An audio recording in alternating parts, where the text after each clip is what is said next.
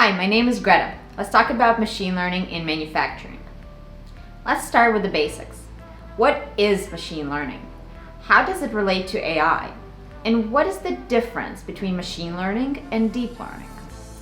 You've probably heard these terms before, maybe alongside Industry 4.0 or the Internet of Things.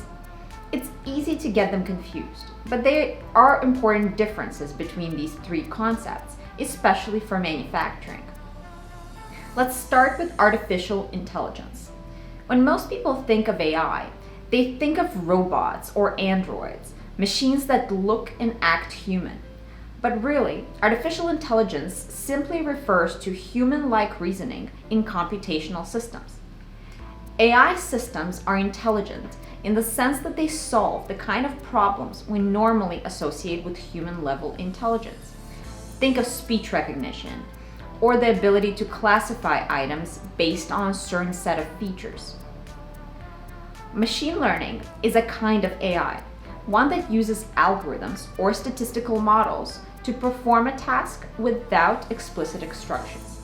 For example, you can use machine learning to differentiate good and bad parts coming off of an assembly line without having to tell the program what a good or bad part looks like. This is an example of unsupervised machine learning, which we'll get into in the next video. Deep learning is a type of machine learning based on artificial neural networks, which are designed to emulate the way our brains actually work. Artificial neural networks are made up of nodes connected and structured into input layers that connect to the hidden layers and then also connect into the output layers. The hidden layers is where the deep in the deep learning comes from. Deep learning is probably the most popular approach in machine learning today, but it's not the only one, just as machine learning is not the only kind of artificial intelligence. Which type of AI works best for manufacturing depends on the problem you're trying to solve and the data you have to solve it.